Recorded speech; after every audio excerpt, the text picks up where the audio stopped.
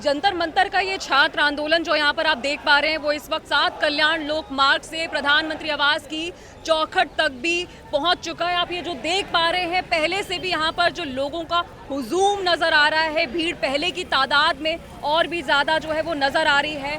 20 जुलाई को जो छात्रों पर जिस प्रकार से जो लाठीचार्ज हुआ था, पुलिस ने जो क्रूरता दिखाई थी, पुलिस ने छात्रों के साथ जो बर्बरता की थी, उसके विरोध में कई बड़े दिग्गज नेता जैसे कि कांग्रेस से प्रियंका गांधी, राहुल गांधी और अखिलेश यादव प्रधानमंत्री आवास के बाहर प्रदर्शन करते हुए सड़क पर लेट गए, जमीन पर लेट गए। 3 घंटे तक हाई वोल्टेज ड्रामा चला, पुलिस के साथ धक्का मुक्की हुई और फिर उसके बाद 12 पुलिस कर्मियों के द्वारा राहुल गांधी को जमीन से उठा करके बस में ठूस दिया गया। उसके बाद क्या था, तमाम दिग्गज नेताओं को हिरासत में ले लिया गया, उन्हें छत्रसाल स्टेडियम में रखा गया, उसके बाद उन्हें रिहा भी कर दिया गया।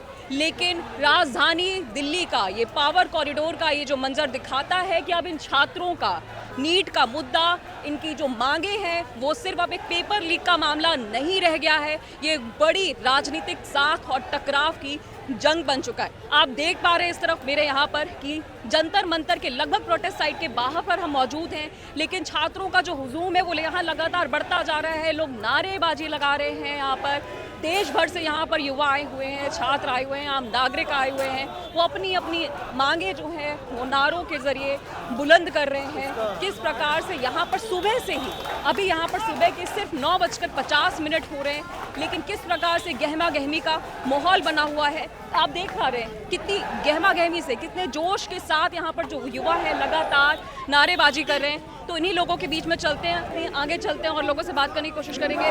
सर, यहाँ पर आप कब से खड़े हैं? 2 घंटे हो गए। क्या लग रहा है आज क्या माहौल रहने वाला है? माहौल तो ठीक है जब तक पब्लिक सही कह रही है। क्या लगता है आज कुछ सरकार की तरफ से प्रतिक्रिया आ सकती है? नहीं, अभी तो लग रही नहीं है कोई। कल ही सोनम वांगचुक जी से जेपी नड्डा ने भी मुलाकात की। ये बाकी उनका तो मुझे मालूम नहीं क्या ऑप्शन मिला है, क्या आगे सब फरमान हुआ है। जेपी नड्डा हालचाल लेने के लिए नहीं गए थे, बल्कि वो ये देखने के लिए गए थे कि हमने छात्रों को, हमारी पुलिस ने, दिल्ली पुलिस ने अच्छे से मारा है कि नहीं मारा है, अच्छे से उनका इलाज किया है या नहीं किया है। आपने गौर करो होगा जो डंडों के अंदर कील लगा के मारी गई है कल और परसों, उस चीज़ के अंदर वो यहाँ नहीं दिखलाया गया। डंडे बने वर्दी के, बने नंबर प्लेट के, नाम की नंबर प्लेट भी नहीं है इनके पास, बने वर्दी के उतारे पड़े हैं बंदों को। टैपिंग गन का यूज़ किया गया है और अभी भी जो है भारी मात्रा में पुलिस आंसू गैस के पीछे की तरफ अभी एक गोला आया है। आंसू गैस के गोले आज भी दागे गए, आप ऐसा कह रहे हैं? 1 मिनट पहले भी आया है, यहाँ पानी में हमने गिरा दिया पीछे। उसके गोले 2 होते हैं, एक होता धुआं वाला, एक होता फटने वाला। हाथों से फेंक के मेरे सामने बंदे का अंगूठा पूरा फट गया हाथ से, यहाँ से लगा पूरा। ये बताइए कि छात्र यहाँ पर ये हाथ पकड़कर चेन क्यों बना रहे हैं? ये चेन इसलिए बना रहे हैं आगे नहीं जावे, ये जो भी बाहर है वो अंदर आ जा, कानून एक जगह रहे, हमारा काम हो गया। क्या सुबह से पुलिस की तरफ से ऐसा कोई एक्शन वगैरह देखा गया है? अभी तो ये कोई एक्शन दिखलाया नहीं है, तो पुलिस वालों ने एक बार माइक कराया इसलिए हमने पहले अंदर कर दिया। यहाँ पर कुछ छात्रों का गुट है। सर, कब से खड़े हैं यहाँ पे? हम वो सुबह से। सुबह से। क्या लग रहा है आज के माहौल को देखकर? लग तो नहीं रहा इस्तीफा देंगे। कहाँ से आए हैं आप? हम गीता कॉलोनी से। उम्र क्या आपकी? उम्र मेरी 16 साल। 16 साल है। आप अभी नाबालिग भी हैं, स्टूडेंट हैं? हाँ जी, 11th। क्या मांगे आपकी सरकार से? एजुकेशन मिनिस्टर का रिजाइन चाहिए और सोनम वांगचुक को रिहाई करे, और जो जिन स्टूडेंट ने सुसाइड करा है उनको 1-1 करोड़ रुपए उनके घर वालों को। तो आप लोग अपना स्कूल वगैरह मिस करके आ रहे हैं प्रोटेस्ट? हाँ, तो स्कूल की वैसे छुट्टी थी, हमने करी है, छुट्टी नहीं थी। चूँकि आपने बताया आप सिर्फ 11th क्लास में हो, आपके पेरेंट्स आपको परमिशन दे रहे हैं प्रोटेस्ट साइट में आने के लिए? घर में भी प्रोटेस्ट करना पड़ रहा है, यहाँ पे प्रोटेस्ट के आने के लिए, तो घर में भी करना पड़ रहा है। आप बताइए क्या नाम है आपका? उज्जवल। आपके पेरेंट्स ने परमिशन दे दी थी यहाँ आने की? घर पे भी जबरदस्ती करके आए हैं, यहाँ पर भी जबरदस्ती कर रहे हैं एजुकेशन मिनिस्टर के रिजाइन लेने के लिए। क्या चाहिए आपको सरकार से, क्या मांगे? हमें इंसाफ चाहिए। एजुकेशन मिनिस्टर को 2 बार जो नीट पेपर लीक हुए हैं वो हमें पता करना है कैसे हुए, उनने करवाया या फिर किसी और के थ्रू हुए, वैसे इंसाफ चाहिए हमें बस।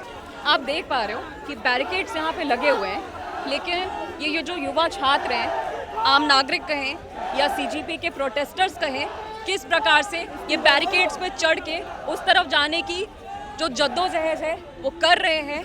हाथ में पोस्टर्स हैं, चेहरे पर आक्रोश है, आंखों में गुस्सा है, अपनी मांगे लगातार किस तरह से ये लोग बुलंद कर रहे हैं। राकेश जी से कहूँगी जरा उस तरफ का भी माहौल दिखाएं। मेरे पीछे भी बैरिकेडिंग है, मेरे सामने भी बैरिकेडिंग है, लोग बैरिकेड्स के ऊपर भी बैठे हुए हैं, वहाँ से अपनी मांगें बुलंद कर रहे हैं। नीचे छात्र बैठे हुए हैं, किसी के चेहरे पर मायूसी है, किसी के चेहरे पर थकावट है, तो कोई पसीने से तरबतर है।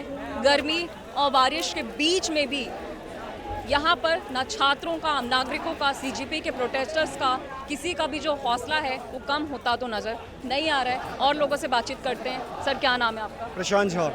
प्रशांत जी क्यों आए हैं आज यहाँ पर? यहाँ पर हम ये आए हैं बस सिस्टम को ये बताने के लिए कि गवर्नमेंट जो ये सोचती है कि वो इनविंसिबल है, इनविंसिबल नहीं है। 3 बार क्यों ना वो पावर में आ जाए, लेकिन उनको ये बतलाना था कि जब भी सिटीजन को, सरकार को अकाउंटेबल ठहराना होगा तो लोग ऐसे ही प्रोटेस्ट करेंगे जैसे कि आज हम प्रोटेस्ट कर रहे हैं। ये एक तरीके का हमारा एक बताना है गवर्नमेंट को कि आप सबसे बचे हुए नहीं हैं। जब भी हम चाहें आपको अकाउंटेबल ठहरा सकते हैं। आप अगर ट्रांसपेरेंट नहीं रहेंगे तो हम आपसे सवाल पूछेंगे और भारत की 140 करोड़ लोग भी सवाल पूछेंगे। आपके इस छात्र आंदोलन में अब राजनीति का भी जो इन्वॉल्वमेंट है वो बढ़ता जा रहा है, तो क्या लग रहा है आपका जो छात्र आंदोलन है कहीं उसे पूरा का पूरा पॉलिटिकल रंग ना मिल जाए? बिल्कुल नहीं, मुझे ऐसा लगता है कि छात्र आंदोलन में एक सबसे बड़ी वीकनेस ये होती है कि दुनिया में किसी भी कोने में आप चले जाओ, छात्र आंदोलन जब होता है तो कई सारे ऐसे ग्रुप्स होते हैं जो अपना सेल्फ इंटरेस्ट निकालने के लिए उस प्रोटेस्ट का इस्तेमाल कर रहे होते हैं। लेकिन हमारे पास रिसोर्सेज नहीं है, हमारे पास प्लेटफॉर्म नहीं है जिससे हम डिटेक्ट कर पाएँ कि कौन से लोग हैं जो अपने सेल्फ इंटरेस्ट को साबित करने के लिए आए। तो ये मैकेनिज्म जो है सरकार को करना चाहिए, वो तरीका सरकार को पूछना चाहिए। हम बस प्रोटेस्ट के अच्छे कॉज को दिखाना है। सबसे इंपॉर्टेंट बात यह है कि मीडिया को या फिर सरकार को प्रोटेस्ट के पॉजिटिव साइड्स को देखना चाहिए, ना कि नेगेटिव साइड्स को, क्योंकि नेगेटिव साइड्स जो हैं वो एक तरीके से ऐसे चीज़ें हैं जो आ जाती हैं पॉजिटिव साइड्स के साथ। तो मुझे यही लगता है कि सरकार सुनेगी। धर्मेंद्र प्रधान का जो इस्तीफा है वो एक तरीके से सिंबॉलिक है। अल्टीमेटली हमें ये है कि उनको ये बतलाना कि 20 दिन के बाद जो यूरोपियन मतलब बहुत सारी कंट्रीज़ हैं वहाँ पर अगर कोई इशू होता है तो वहाँ के जो, जैसे अभी रिसेंटली हेल्थ मिनिस्टर थे वहाँ पे, कुछ घंटों के अंदर कहाँ के हेल्थ मिनिस्टर की बात? आई गेस यूरोप में कोई पोर्चुगीज जैसी कंट्री है वहाँ पे इस तरह की, मैं I am not sure but ऐसा है। तो वहाँ पर अकाउंटेबिलिटी इतनी है कि कुछ घंटों में डिज़ाइन देते हैं। बट हमारे देश में 20 से 25 दिन हो गए हैं और 21वें 22वें दिन सरकार कह रही है कि हम बात करने के लिए तैयार हैं। भाई 20 साल पहले भी पेपर लीक्स होते थे, 20 साल के बाद भी है, 3 टर्म से सरकार है। क्या बदलाव किए हैं उन्होंने सिस्टम के अंदर? और अगर सरकार अभी बात करने के लिए तैयार है तो 20 दिन पहले क्यों नहीं बात कर रही थी? जब पेपर लीक हुआ था तो इंक्वायरी कमीशन क्यों नहीं बिठाई थी सरकार ने? ये तो सवाल उठता ही है। और अगर अभी वो बात करने के लिए तैयार है तो इस्तीफा देने के बाद बात करें, ना कि उससे पहले, क्योंकि वो क्या बात कर सकते हैं। सबसे बड़ा सवाल यही है। हमारा जो डिमांड है आप इतने दिन से सुन नहीं रहे हो, अब आप बोल रहे हो बात करने को तैयार है। बात हम तभी करेंगे जब इंटरेस्ट होगा। सर आप ये हैंड रिटन आपने एक पोस्टर पकड़ा हुआ है, इस पे लिखा है कि सपोर्ट एजुकेशन, सेव एजुकेशन। मैं टीचर हूँ, मैं सीतापुर से आया हूँ यूपी आप के। टीचर हैं? हाँ, सीतापुर से आया हूँ, छुट्टी लेके प्राइवेट टीचर हूँ। दीदी मेरा एक ही बस ये रीजन कहना है, एक तो स्कूल वाले छुट्टी नहीं दे रहे थे, जैसे तैसे लेके आया हूँ। मैं बस दीदी एजुकेशन के लिए आया हूँ। मैं गाँव में भी जाता हूँ ना अपने, मेरे यहाँ छोटे छोटे गाँव हैं, बच्चे खेतों में काम कर रहे हैं, पता ही नहीं कुछ एजुकेशन के बारे में। दीदी गाँव से खेतों से पकड़ के उनको लेके आना पड़ता है। अगर इस तरीके से एजुकेशन सिस्टम चला रहा है, सरकार वैकेंसी नहीं निकाल रही टीचर्स की, टीचर्स को टाइम पे जॉब नहीं मिल रही, और इसी मजबूरी में प्राइवेट स्कूल में पढ़ाना पड़ रहा है। प्राइवेट स्कूल में टीचर्स को उस तरीके से मोटिवेशन नहीं मिल पा रहा जिस तरीके से उनको चाहिए। पर ये चीज़ प्रॉब्लम नहीं समझ रही गवर्नमेंट। 7 साल हो गए यूपी गवर्नमेंट ने अभी तक एक वैकेंसी नहीं निकाली टीचर की। अब मैं यही कहना चाहता हूँ कि टीचर्स को ही एजुकेशन के लिए आगे आना पड़ेगा। सबसे रिक्वेस्ट है, चाहे गवर्नमेंट टीचर हो चाहे प्राइवेट टीचर हो, टाइम निकाल के एजुकेशन के लिए आगे बढ़ के बात करे और अपनी मोटिव को रखे कि क्या है। अगर बच्चा पढ़ेगा तभी बात करेगा। आने वाले टाइम में एजुकेशन का ही मोटिव है। मैं 30 साल हो चुका हूँ, अभी भी गवर्नमेंट जॉब के लिए फाइट कर रहा हूँ। मुझे प्राइवेट नौकरी मिल रही है, अब मैं ऐसे एज में आ गई कि मुझे जॉब भी करनी है और पढ़ाई भी करनी है। दोनों चीज़ों को साथ देखना है, फैमिली को भी देखना है। पापा उम्मीद लगा के बैठे कि गवर्नमेंट जॉब मिल जाएगी, तभी मैं आज भी लगाऊं। पर उस उम्मीद के साथ मैं यहाँ पर ये सोच के आया हूँ कि एक दिन की मैं 20 तारीख को भी आना चाहता था, पर स्कूल से छुट्टी नहीं मिली। आज मैंने जैसे तैसे छुट्टी डाली और मैंने सोचा बस मेरा एक मोटिव है, गवर्नमेंट टीचरों के लिए, एजुकेशन के लिए इम्पोर्टेंट समझे। अगर टीचर अगर देश के लिए कर सकता है, आप देखिए टीचर एक डॉक्टर को बनाने वाला टीचर है, एक क्या लो कि एक कंट्री को रन अप करने के लिए एजुकेशन देने वाला टीचर है, डेमोक्रेसी को समझाने वाला क्लास 9th में ही चैप्टर है डेमोक्रेसी, उसमें समझाया जाता है फ्रीडम और सारे राइट्स के बारे में, वो टीचर ही समझाता है कि स्टूडेंट्स को।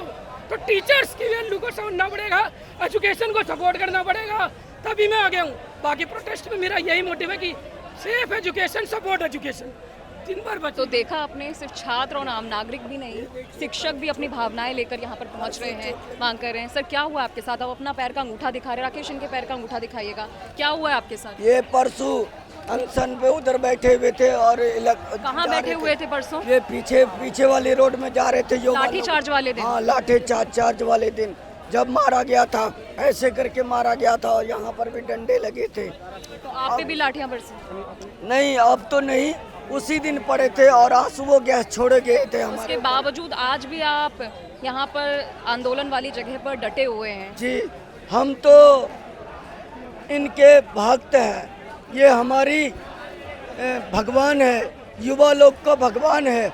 मैं इनके साथ साथ चलूँगा तो युवा लोग भी हमारे साथ साथ चलेंगे। मोदी हमारे लिए कभी अच्छा नहीं किया है और नहीं करेंगे। मजदूर है, हम मजदूरी ही करेंगे। कोशिश करते हैं कि वो आगे बैरिकेड्स के ऊपर क्यों बैठे हैं? सर, बैरिकेड्स के ऊपर क्यों बैठे हुए हैं? देखने के लिए। क्या देखने के लिए?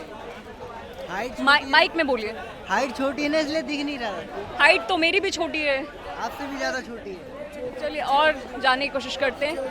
सर, बैरिकेड्स पे क्यों बैठे हैं आप लोग? मैम गोदी मीडिया तो नहीं हो आप?